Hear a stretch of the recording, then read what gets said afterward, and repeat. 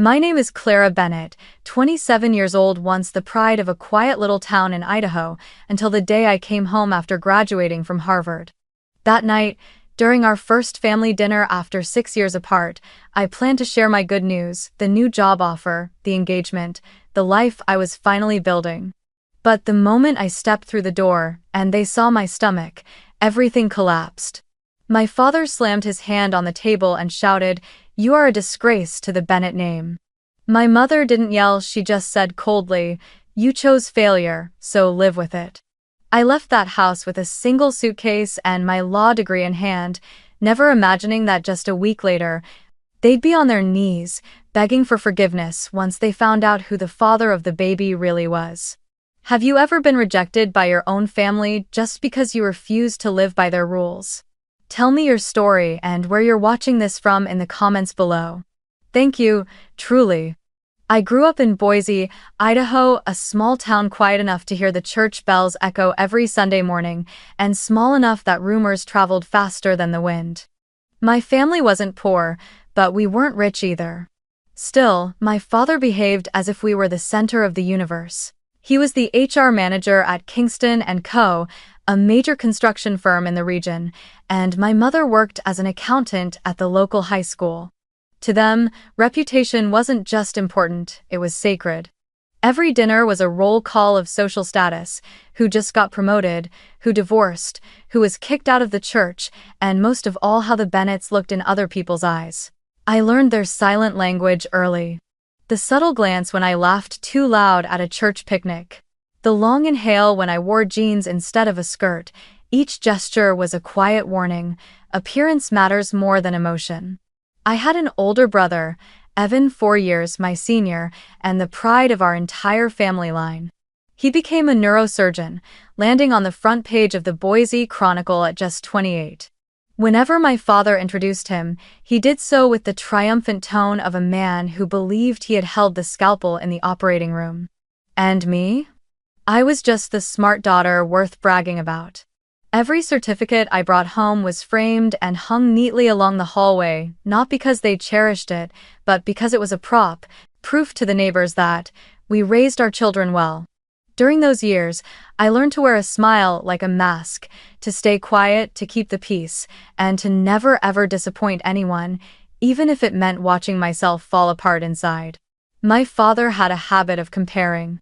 Whenever I got an A, he'd shrug and say, "Evan got an A+." When I made the state debate team, he'd remark, "Evan saves lives, Clara, you just talk." At first, I tried harder, believing that if I just achieved something big enough, he'd finally look at me the way he looked at Evan.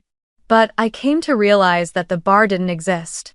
He kept moving it farther, higher, ensuring I'd never reach it.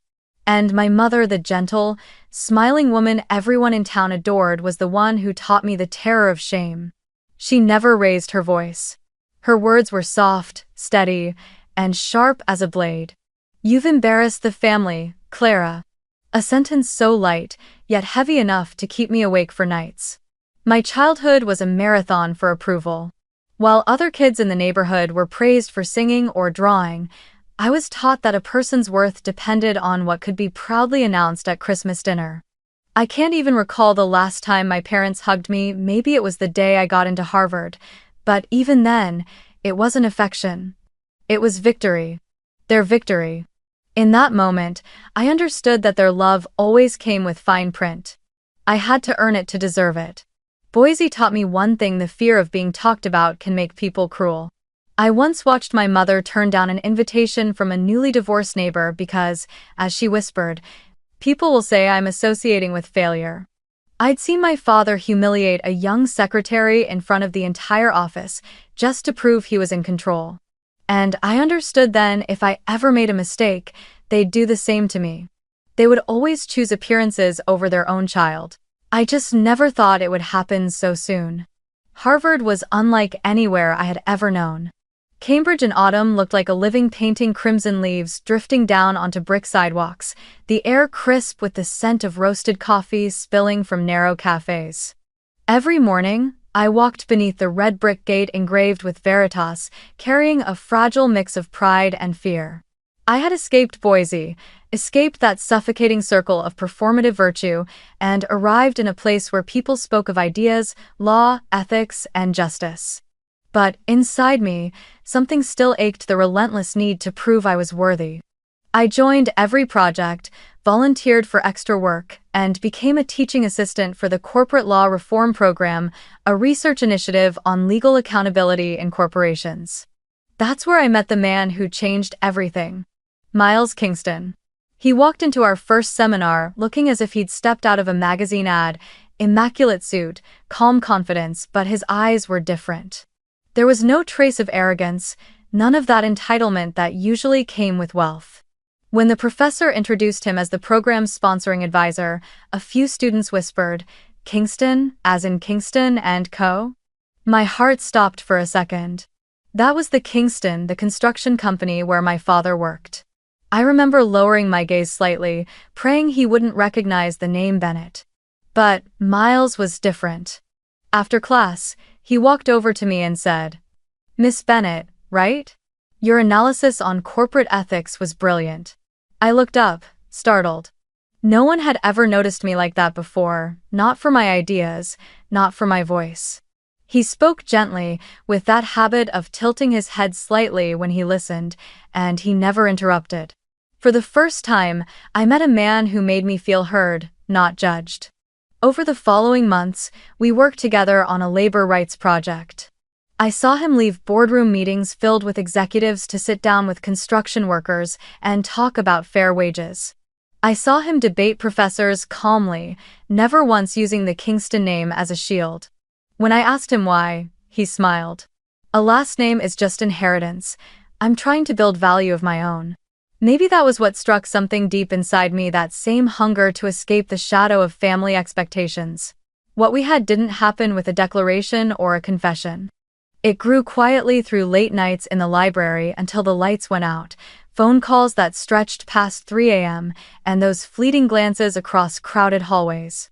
The first time he held my hand, in a small cafe near Harvard Yard, I didn't feel nervous, I felt safe. He said softly, "I know what you're afraid of, that people will think you're with me because of my last name." I laughed and told him the truth. What scared me more was that my father might find out. I never lied to him about my past. I told him about Boise, about my parents, about how they worshipped appearances like a religion. He listened without interrupting, then finally said, "You're not them, Clara. You don't have to live your life apologizing for their choices." It was the first time in my life I'd ever heard those words and believed them. We kept our relationship secret for 2 years.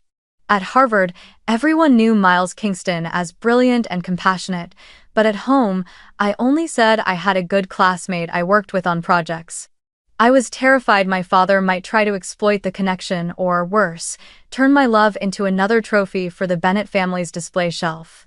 That fear haunted me so deeply that every time I flew home to Boise for the holidays, I deleted every photo of us from my phone as if I were hiding a shameful secret. Then, in my 3rd year, my life changed in the most unexpected way. I found out I was pregnant. I still remember that morning vividly, sunlight spilling through the small apartment window, the pink lines on the test clear and undeniable. I stood there for minutes, frozen, feeling equal parts fear and serenity. Maybe because, for the first time in so long, I didn't feel alone. When I told Miles, he was silent for 3 seconds, then pulled me into his arms. "Aren't you scared?" I whispered. He shook his head. "No, I'm only scared you'll think this is a mistake." We talked the whole night. He wanted to get married immediately, said his parents would be thrilled. I wasn't surprised. The Kingstons were known for their generosity and long-standing community work. But I hesitated. I didn't want anyone to think I was climbing up. I wanted my parents to know first, to understand that what I had with Miles was real, that this baby wasn't a burden or a scandal, but the most beautiful thing that had ever happened to me. Miles took my hand and said gently, "If you want to tell them first, I'll wait. But remember, I'll be right here whenever you need me." In the months that followed, I tried to hide my growing belly under long coats. I still attended classes, still worked on research, but inside me was a storm I couldn't quiet. I was terrified my parents would reject me, terrified they'd find out before I was ready, terrified of standing before them and seeing that familiar look of contempt in their eyes. And yet, amid all that fear, there were moments of quiet joy hearing the baby's heartbeat for the first time, watching Miles bring home stacks of books about parenting and newborn care. By graduation, I was 5 months along. The long black gown covered most of my stomach, and only a few close friends knew my secret. Miles sat in the audience that day, smiling with pride as I received my diploma. After the ceremony, he gave me a bracelet engraved with the words, "For everything they said you couldn't be." I knew then it was time to go back to Boise, not just to tell them, but to finally face what I had been running from all my life. "I should come with you," Miles offered as I packed. I shook my head. "No. They need to hear this from me, not from anyone else. If you're there, they'll think you're the reason." He studied me for a long moment, eyes filled with both worry and faith. "I'll wait in Chicago. If you call, I'll come." I smiled, trying to hide the tremor in my chest. I didn't know then that this trip home wouldn't just decide the fate of my relationship with my parents, it would be the last time I ever crossed that threshold as their daughter. I took the morning flight from Boston to Boise in mid-May. The snow had melted, but the air still carried a lingering chill. The plane descended through gray clouds, and I looked down at the town that was both familiar and frightening, the place that had raised me and broken me. The same winding Snake River, the same quiet streets, everything looked unchanged. Only I had changed. In my handbag, I carried what I called my evidence of stability, a kind of self-prepared legal brief, as if I were going to court rather than going home. Inside were copies of my employment contract with the law firm in Chicago, a draft of the wedding invitation, an ultrasound photo, a picture of me receiving my diploma, and the formal letter from Harvard Law. Every page, every word, was my defense proof that I hadn't made a mistake, that I was simply choosing a different kind of life. On the flight home, I sat staring at my laptop screen, editing every slide of a PowerPoint presentation I had titled Moving Forward. I added bullet points like projected income, childcare plan, support network from the Kingston family. I imagined my parents sitting across from me, reviewing each slide, nodding, realizing their daughter didn't need saving, just acceptance. If I show them logic and evidence, they'll understand, I told myself. What I forgot was that my parents had never listened with their hearts. They only listened to what made them proud or what threatened their pride. When the plane touched down, my hands were trembling slightly. I turned on my phone, no messages. I typed a short text, "Just landed. I'd love to have dinner with you tonight." 10 minutes later, my mother replied, "Fine, 6:30. Your father's grilling. Dress neatly, the neighbors might stop by." That last line made me laugh bitterly. 6 years away, and her first concern was still the neighbors. I rented a car and drove along Interstate 84, the familiar stretch lined with potato fields and lonely gas stations. I stopped at a roadside diner and caught my reflection in the restroom mirror. Beneath the long coat, my belly was beginning to show. I fixed my hair and applied a little makeup, not to look pretty, but to look credible. The lawyer in me wanted to prepare for every reaction, every question, every glance. But the daughter in me only longed to hear one thing, even once. "You've been through so much. Welcome home." But as soon as the rental car turned down that old familiar street, I knew I was wrong. The front yard was strung with lights, the kind used for block parties. A handwritten banner hung across the porch. "Welcome home, Clara, Harvard Law graduate." The smell of barbecue drifted through the air, mingling with the sound of neighbors chatting and laughing. I parked at the edge of the driveway, my heart pounding. Everything was staged, a perfect little play about the model family. And I, carrying my quiet secret, was about to become the first crack in their flawless performance. As I stepped out of the car, a few neighbors turned and waved, and my mother came out through the front door, her smile bright, but it froze within a second. Her eyes stopped at the coat that no longer hung quite right over my belly. The air shifted. The smile vanished. I could even hear the faint clatter of cutlery falling inside the house. "Clara," she said, her voice cracking in the middle of my name. Are you pregnant? Before I could answer, my father emerged from the dining room, a beer still in his hand. He looked at me once, then down at my stomach, then back up again.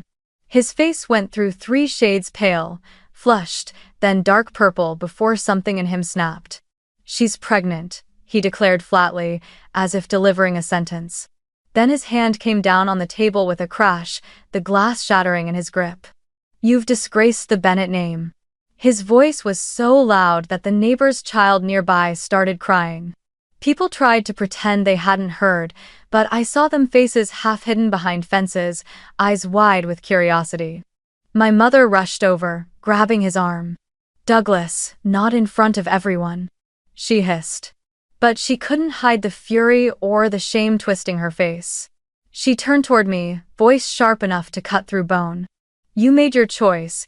You chose failure, so go live with it. Get out before anyone else sees you like this. I stood there, motionless in their storm. The air felt thick, like it was absorbing every sound.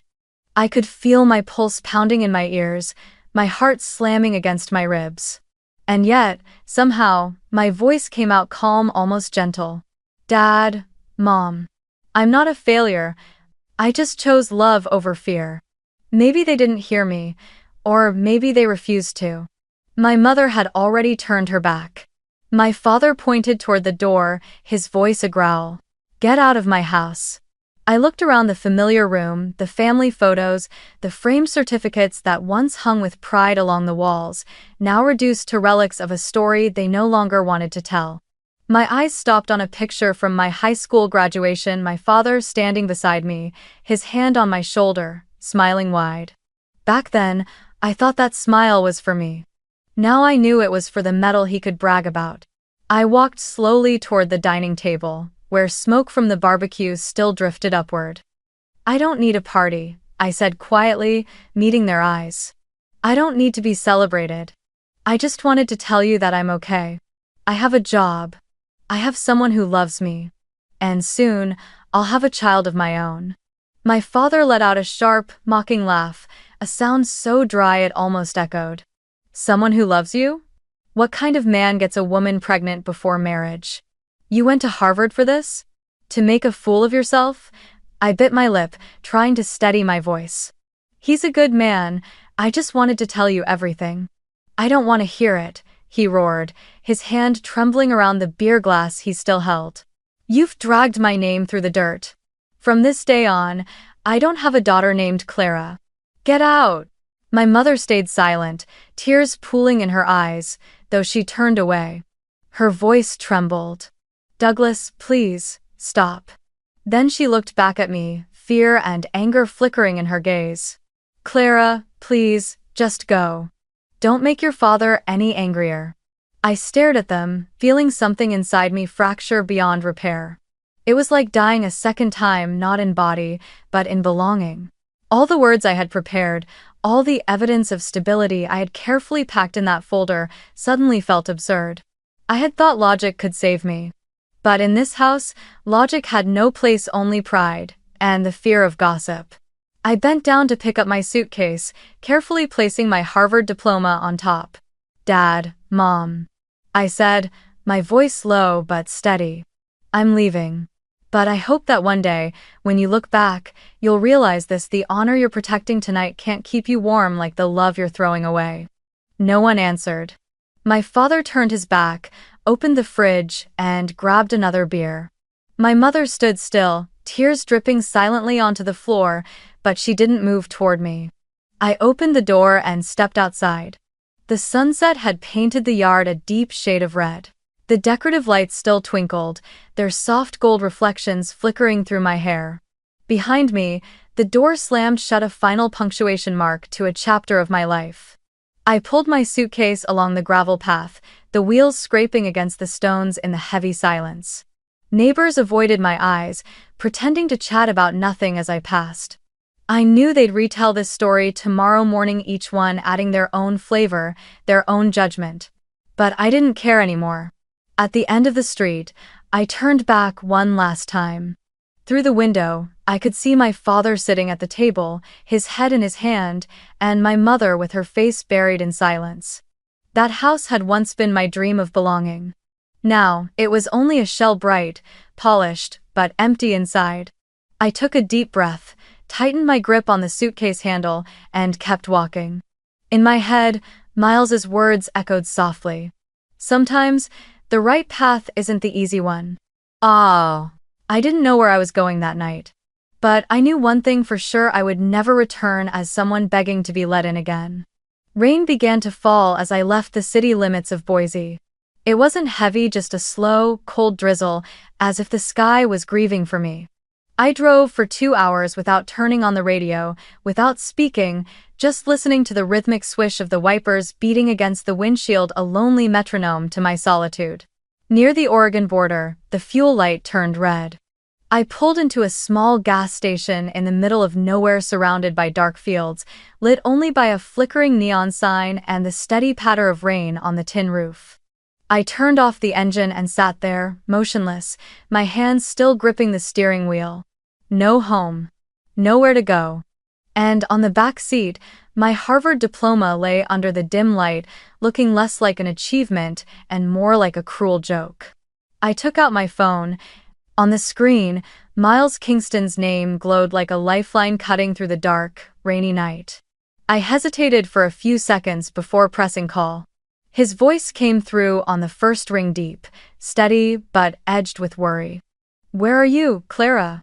I looked out the window, watching the rain streak down in long, silvery lines under the harsh neon light like tears sliding across glass.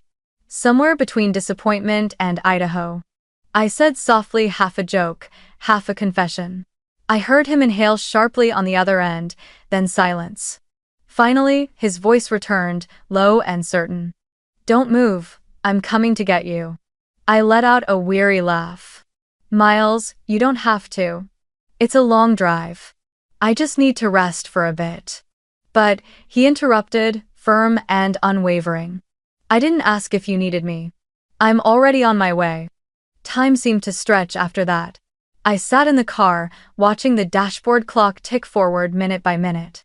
The rain grew heavier, the station emptied out, the world around me shrinking to the hum of the fluorescent lights and the soft rhythm of raindrops on the windshield. I pulled my coat tighter and rested a hand on my stomach. The baby kicked lightly, a small flutter, a reminder that I wasn't truly alone. "We're okay, right?" I whispered. And then, for the first time that day, I let myself cry. Not because I had been rejected, but because I finally admitted how much I still wanted to be loved, without condition, without performance, without fear. The sound of an engine broke the stillness. Headlights cut through the rain, illuminating the slick pavement like a stage. A black SUV pulled into the lot, tires splashing against puddles. The door swung open, and there he was, drenched in rain, exhaustion written across his face, but his eyes burning with resolve. He didn't say a word. He just walked straight toward me and wrapped me in his arms, holding me as if letting go would make me disappear. His warmth seeped through my soaked coat, and I shivered, not from cold, but from relief. "I told you," he whispered against my ear. "I'd come." We sat in my car for a while, listening to the rain drum against the roof, a rhythm that felt like an old, familiar song. Miles unscrewed the lid of his thermos and handed me a cup of hot cocoa. "I keep this in the car," he said softly, "for when you decide to be stubborn." I let out a hoarse laugh. "You really know how to prepare." He shook his head, eyes fixed on the rain outside. "No, Clara. I just know you always choose to face things alone. This time, I'm not letting you." By dawn, the rain had started to ease. We moved my things into his car. He placed my suitcase gently in the trunk, wrapping my Harvard diploma in his jacket as though it were the only thing in the world that still needed protecting. "I'm taking you home," he said. "To Chicago?" He nodded. "To the Kingston Foundation, where I work and where you can start over." I looked at him, the dark circles under his eyes from driving all night, the quiet steadiness in his face, and for the first time, I didn't just see the man I loved, I saw the man I trusted. As we pulled out of the station, the morning light began to spill over the mountains, soft and pale. I rested my head against the window, watching the sky shift colors. The world seemed to be turning slowly, gently, as if giving me permission to breathe again. For the first time in years, I didn't feel like I had to prove anything. I just wanted peace for myself, for the child growing inside me. We reached Chicago around noon. The city was loud, alive, a jarring contrast to Boise's silence. Miles drove us to a house near Lake Michigan, with black roof tiles and wide windows that caught the light. The Kingston home sat in the quiet suburbs, along a street shaded by old oak trees. As the iron gates swung open, I felt as though I was stepping into another world, one that was still, solid, free of cold words or sharp judgment. When the car stopped, Miles turned to me and took my hand. His eyes were gentle, but steady. "My parents are inside," he said. "They already know everything. You don't have to explain a thing, Clara." I nodded, though my chest tightened. I wasn't afraid of their disapproval, only of pity. I'd spent my whole life under that look, and I never wanted to see it again. The door opened before we could even ring the bell. A tall woman, maybe in her early 50s, with prematurely silver hair and a face that still glowed with warmth, stepped forward with a smile that felt like sunlight. "You must be Clara, right?" she said, and before I could answer, she opened her arms and pulled me into an embrace. The warmth of her body stopped me cold. It had been so long since anyone had held me without ceremony, without posing for a photo, without pride as the reason. "Welcome home," she whispered, her voice husky but soft. I couldn't manage more than 2 words. "Thank you." Behind her stood a tall man, older, with silver-streaked hair and bright gray eyes that were calm but not cold. He stepped forward, extending his hand with quiet confidence. "Gregory Kingston," he said, giving my hand a firm but gentle shake. "Miles's father. And this," he nodded toward the woman beside him, "is Diane, his mother. We've been waiting for you, Clara." I looked up at them, startled. "Waiting? For me?" Diane laughed softly, her eyes shimmering. "Miles has been talking about you for 3 years, dear. Every time he mentions your name, his voice changes, part admiration, part pride. Truth is, we've known about you two for quite a while." I turned toward Miles. He just smiled faintly and said, "Told you, they already know." I pressed my lips together, tears stinging my eyes, though I didn't even know why. Maybe because, for the first time, I didn't have to hide, I didn't have to prove anything. Diane placed a gentle hand on my shoulder and said softly, "You're not just carrying a child, Clara, you're carrying hope. And hope is never a sin." My composure broke, my head dropped, and the tears came fast, unstoppable, unashamed. She wrapped an arm around me, leading me inside without another question, without judgment. "Come in, sweetheart," she murmured. "You must be freezing. Chicago winds can be cruel." The house was simple yet warm, filled with oil paintings, shelves of well-worn books, and the gentle scent of wood, cinnamon, and something freshly baked. There was no trace of showy wealth here, only comfort, the kind that wrapped around you like a blanket you didn't know you needed. On the coffee table sat a steaming cup of tea, already waiting. "You like chamomile, don't you?" Miles told me, Diane said as she placed it before me. I smiled faintly, my voice barely above a whisper. "Yes, thank you." She pressed her lips together in a tender smile, her tone so warm it nearly undid me again. "Call me Mom, Clara, if you want to. In this house, we don't use formalities when we talk about family." Gregory settled into the chair across from me, leaning forward slightly. "We don't need to know what happened back in Boise," he said. "Who said what, who turned away? The only thing that matters is that you're safe and that you're loved. We know how strong you had to be to make it here." I bit my lip, clutching the teacup between my palms. I had once imagined a conversation like this with my own parents, countless times, but it had never come. Not once.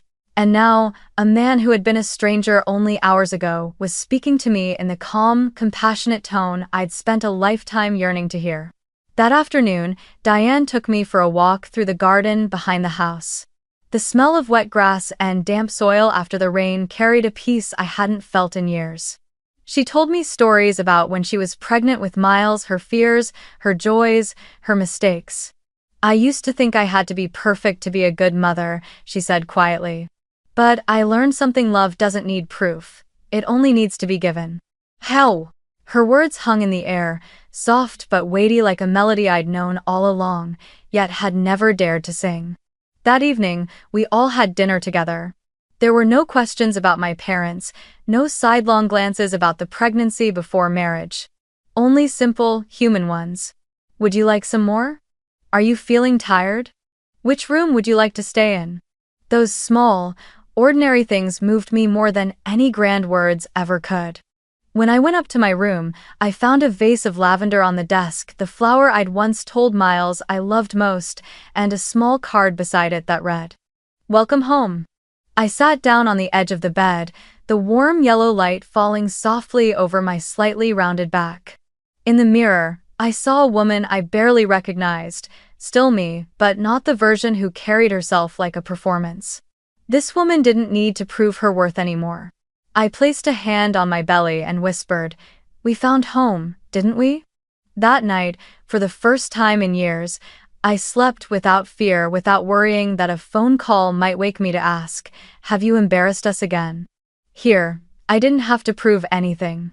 Here, I was allowed to simply exist. A week later, Boise began to buzz like a marketplace. In small towns like mine, gossip traveled faster than wind.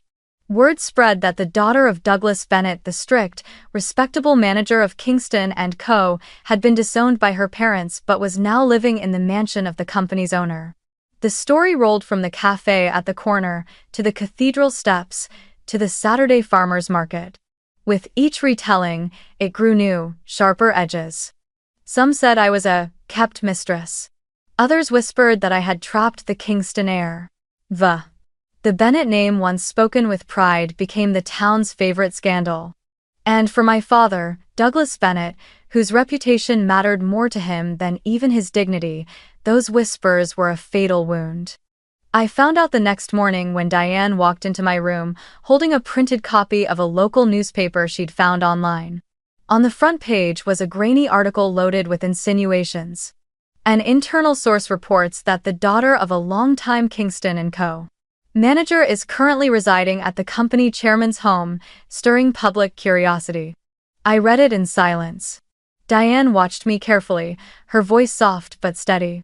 "You don't have to care about what they say, Clara. The people who need to know the truth, they'll see it for themselves." I nodded, but my chest ached. Every word in that article cut like a reopened wound, a reminder that no matter how far I'd come, I was still the daughter of two people who would rather abandon me than face the world's judgment.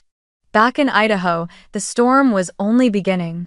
On Monday morning, when Douglas walked into the Kingston & Co. office, the room fell silent. No one spoke, but the air was thick, heavy with the kind of quiet that screamed louder than words. By mid-morning, the phone on his desk rang. It was a call from the company's Chicago headquarters. Human Resources requested his immediate presence in a meeting with the board of directors, regarding a personal matter affecting the company's public image. He froze. When it dawned on him that the rumor had reached Gregory Kingston himself, the company's chairman, the ground beneath him began to crumble. He called my mother, Janet, his voice trembling. "They know. It's over. Pack your things. We're flying to Chicago." That night, while Miles and I were having dinner with his parents, Gregory's phone rang. He listened quietly, then sighed and gave a faint, tired smile. "Douglas and his wife will be here tomorrow morning," he said, his eyes finding mine. I froze, my fork halfway to my plate. "They want to see me?" "No," he said gently. "They want to see me, but sooner or later, we'll all have to sit down together." I said nothing. Inside me, I couldn't tell whether the feeling rising in my chest was fear or relief. Gregory Kingston decided to invite the Bennetts over for dinner. He called it a civilized conversation between adults, but there was something else in his eyes, a cool composure that only comes from someone who's seen through too many kinds of pretense. I didn't object, though every part of me was torn. One part wanted to avoid them forever. The other needed to look them in the eye to see whether there was anything left of parents in them, or if all that remained was the fear of losing their reputation. The dining room was set in quiet elegance, the large window overlooking the garden. Candlelight flickered against crystal glasses, and the air smelled faintly of grilled meat and wine. Gregory had a way of arranging things so that the atmosphere itself demanded honesty, leaving no space for performance. Diane sat across from me, her hand resting gently on the table. "Let them reveal themselves," she murmured. They arrived 10 minutes early. I heard the car stop at the gate, the rhythmic knock on the front door, 3 measured taps. When the butler opened it, I saw my parents step inside, looking like people who had rehearsed all night for a scene called remorse. My father wore a dark navy suit, his tie pulled so tight it had flushed his neck red. My mother wore an old floral dress and clutched a box of cookies, the same kind she always used as social currency. Her smile was brittle, stretched too thin, and the first thing she said was, "What a beautiful home, Mrs. Kingston. I remember seeing it in the paper once."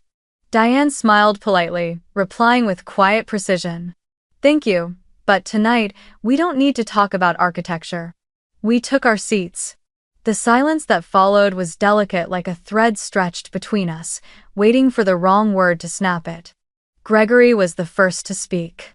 "I invited you here not to create conflict, but to give everyone the chance to say what needs to be said honestly and directly." My father nodded quickly, his voice too eager. Of course, we sincerely apologize for all the misunderstandings. We had no idea who the father of the child was. If we had known, things would have been very different." I set my fork down and lifted my head. "Now you know," I said quietly, my voice low and even. The room stilled, not silent, but suspended. My father gave a strained smile. "Yes, now we know. And truly, we're happy for you." "Really, we are. It was all just a moment of temper." Diane placed her glass on the table, her tone soft as air but sharp enough to slice through the space between us. "And if the father hadn't been Miles," she asked, "what then? Would you still have thrown her out?" No one answered. My mother lowered her gaze, her hands twisting the napkin in her lap. My father dabbed sweat from his forehead, his voice faltering. We were only worried for her. In a small town, people talk. I didn't want Clara to face the shame of gossip."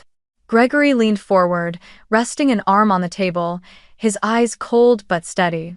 "Honor doesn't live in what people say about you, Douglas. It lives in how you treat your child when no one's watching." My father's smile twitched and collapsed. Sweat darkened his collar. "I understand. I truly do. I've lost sleep over it." "No," I interrupted, my voice rough, trembling from the effort to stay calm. "You didn't lose sleep because you regretted anything. You lost sleep because you were afraid. Afraid of embarrassment. Afraid people would say you couldn't control your daughter. And Mom." I turned to her, my throat tight. "You were afraid of the neighbors, but neither of you was ever afraid of losing me." My mother looked up, eyes brimming. "Don't say that, Clara. You have no idea how much pain we've felt." Diane's voice cut in, quiet but cold. "Pain?" she said. "It's fascinating how easily people call it pain after they've thrown their pregnant daughter out into the street." "Vi." Gregory poured another measure of wine, his voice steady, low, and deliberate. "Douglas," he said, "I know you've worked for Kingston and Co. for 17 years. I respect honest labor. But what you did that night, throwing your daughter out because you feared the talk of others, tells me one thing. When forced to choose between morality and reputation, you chose reputation." My father suddenly stood up, the chair scraping harshly against the cold marble floor. His fists clenched at his sides, his voice trembling, the sound of a man watching his entire world slip away. "Please, just give me 1 minute," he said, his voice breaking. No one spoke. Diane glanced at Gregory. He gave a small nod. I stayed seated, eyes fixed on the man who had once towered over me like a mountain, now shrunken, shaking, a shadow of himself. He took a hesitant step forward, fear and desperation tangled in his gaze. "Clara," he whispered. I know I was wrong. I shouldn't have sent you away. I was scared. I lifted my head, meeting his eyes. What were you scared of? He didn't hesitate.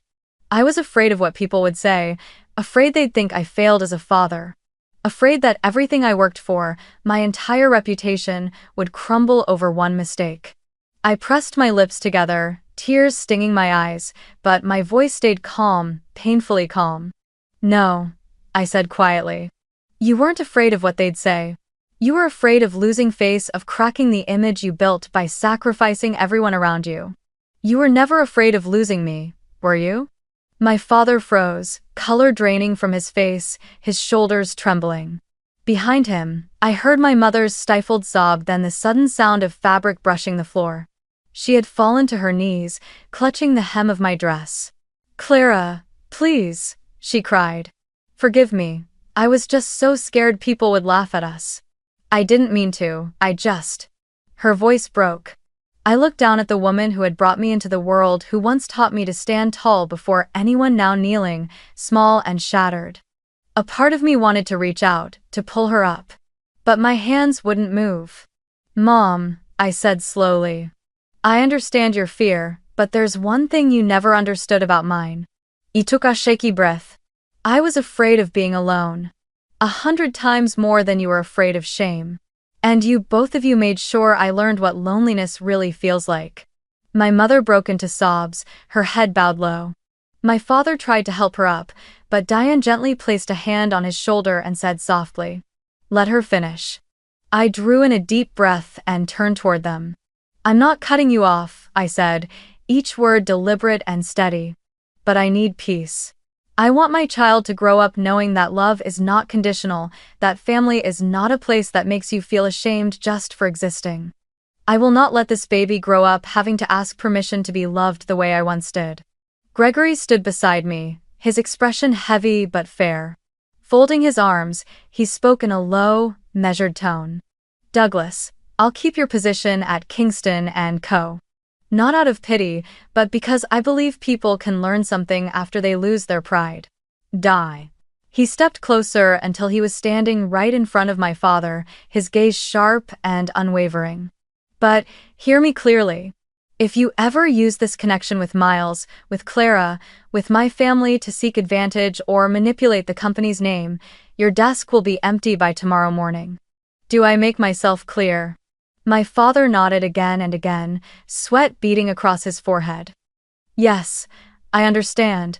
I swear, I understand." Good," Gregory said simply, turning away. "Then you have a chance to make things right.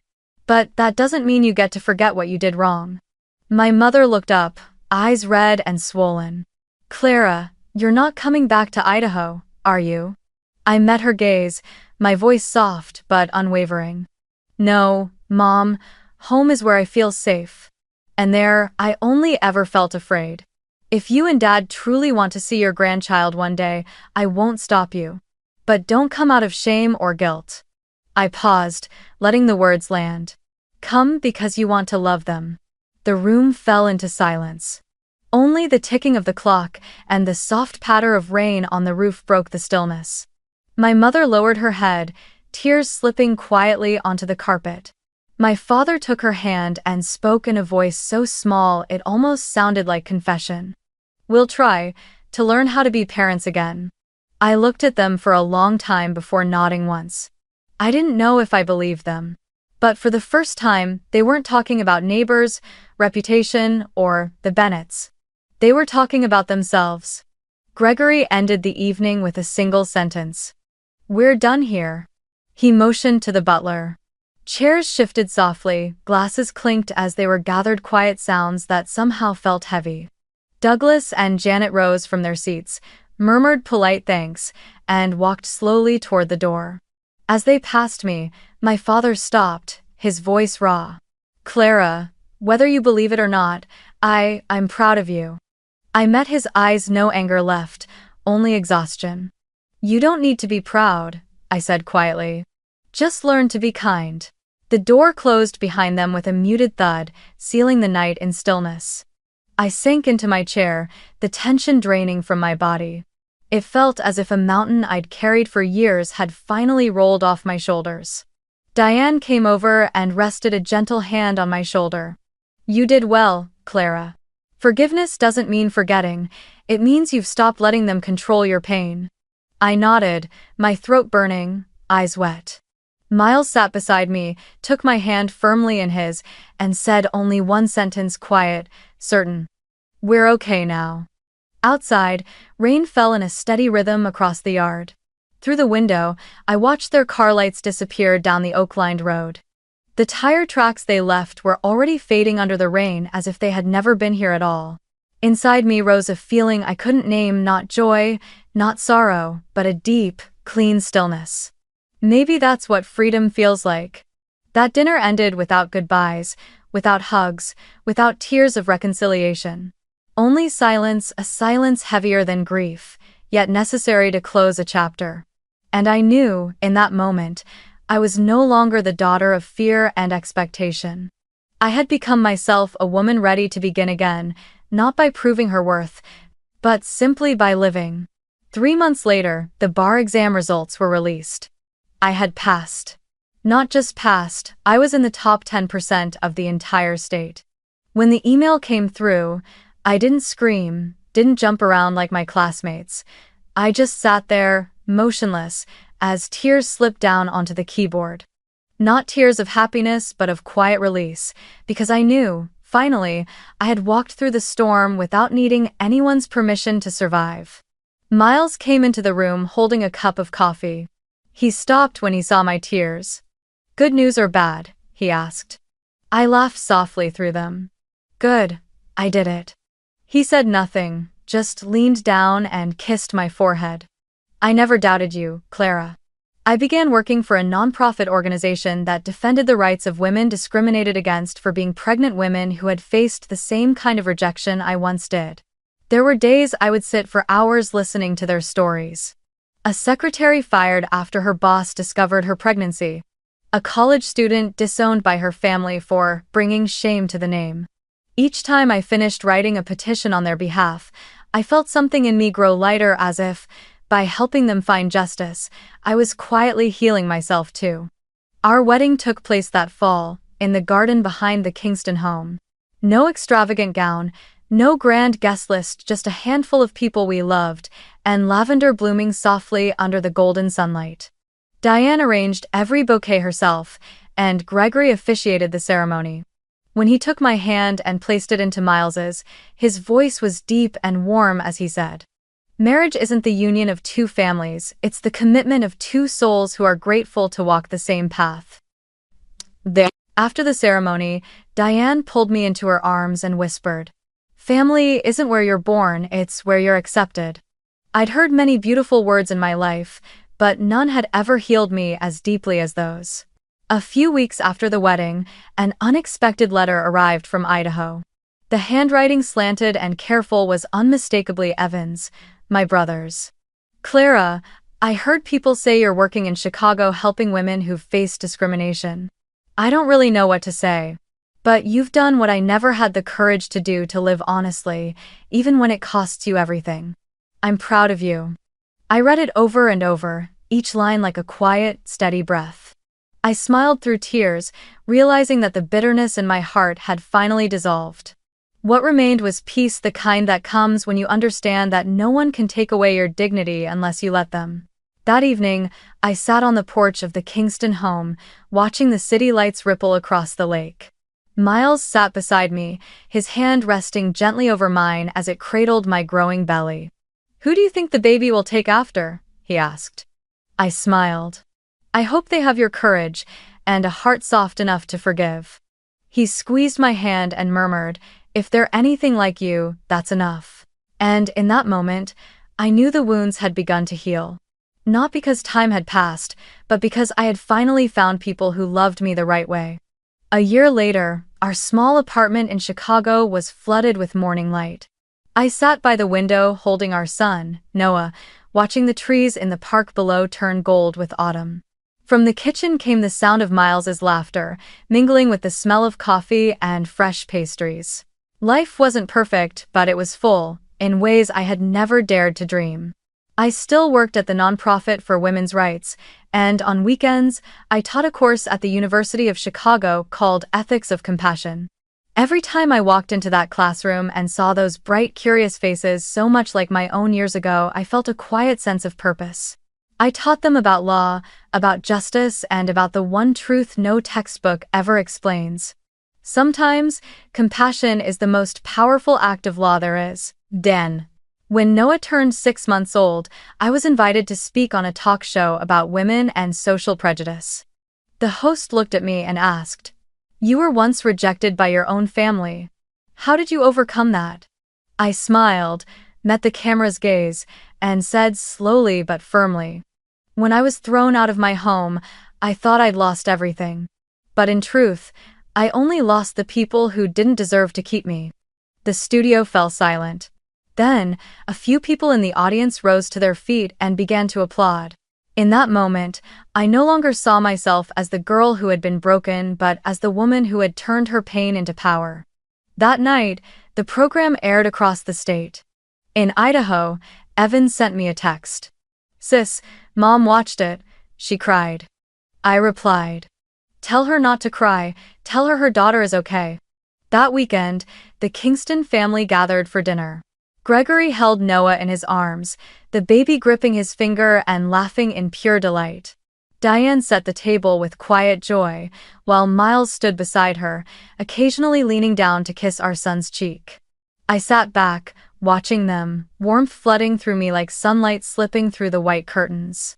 Gregory looked up with a smile. "He looks just like you, Clara." I chuckled softly. "I just hope he never has to learn how to be loved the way I did." "Ah." Diane placed a gentle hand on my shoulder, her voice tender and certain. "He won't. He'll grow up in love, not in fear." As night fell, I stepped out onto the balcony and looked over the city stretched wide beneath the lights. Each building, each street shimmered like a quiet retelling of my own journey from the girl cast out of her home to the woman who chose her own life. Miles came up behind me, wrapping his arms gently around my shoulders. "What are you thinking about?" he asked. Still staring at the skyline, I whispered, "I'm thinking, they chose pride, and I chose compassion." He smiled, pulled me closer, and kissed my forehead. "And that," he said softly, "is why you won." Behind us, Diane and Gregory were rocking Noah in their arms, their laughter carrying across the patio like music. In that moment, I understood something simple and final: true victory isn't making others regret what they did. It's refusing to let old pain decide who you become. I had lost one family, but I had found another. A family that didn't need to be perfect, only real. I closed my eyes and breathed deeply. The wind off Lake Michigan brushed against my face, cool and kind. Inside me, there was no more anger, no regret, only a still, quiet peace I had once thought impossible. That night, as Noah slept soundly in my arms, I opened my notebook and began the first line of my new book. Freedom isn't about leaving the place that hurt you. It's about no longer letting that pain shape the path ahead. Outside the window, Chicago still shimmered, a city of light standing as a quiet reminder to everyone listening to this story. Sometimes, life forces us to leave the place we once called home in order to find ourselves again. Being rejected doesn't mean you're worthless. It simply proves that you are strong enough to no longer depend on the wrong kind of approval. Remember this. You are not defined by your past, nor by how others see you, but by how you rise after being broken. Like Clara, you may lose one family, but you can always find another one that loves you for who you truly are. So, if today you feel lonely, know this. You are not lost, you're simply on your way back to yourself. Thank you for listening to today's story. If you felt seen, understood, or found a piece of yourself in Clara's journey, don't forget to like, subscribe, and share to help spread stories of courage, healing, and inner strength. See you in the next story, where every wound has the power to become its own light.